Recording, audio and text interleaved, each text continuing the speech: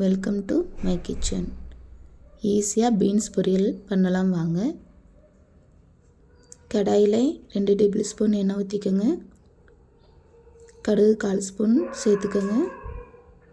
கடுகு பொரிஞ்சதும் பெரிய வெங்காயம் 1 நறுக்கி வச்சுருக்கேன், அதையும் போட்டுக்கோங்க. பச்சை மிளகாய் 5 அதையும் போட்டுக்கோங்க. கருவேப்பிலை நல்லா போட்டுட்டு வதக்கிக்கலாம். நல்லா வதங்கிருச்சு.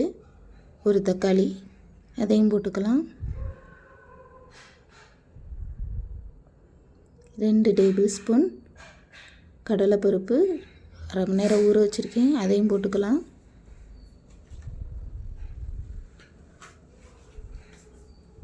நல்லா கிளறிக்கோங்க. பீன்ஸ் 1/2 கிலோ நறுக்கி வச்சுருக்கேன், அதையும் போட்டுக்கலாம். மஞ்சத்தூள், உப்பு தேவையான அளவு போட்டுக்கலாம்.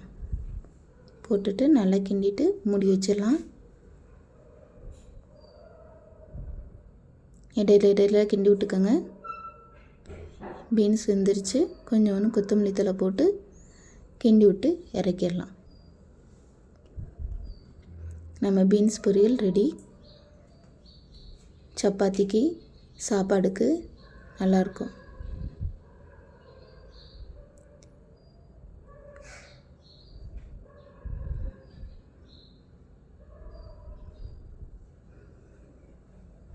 ப்ளீஸ் ஷேர் பண்ணுங்கள், சப்ஸ்கிரைப் பண்ணுங்கள், லைக் பண்ணுங்கள், கமெண்ட் பண்ணுங்கள்.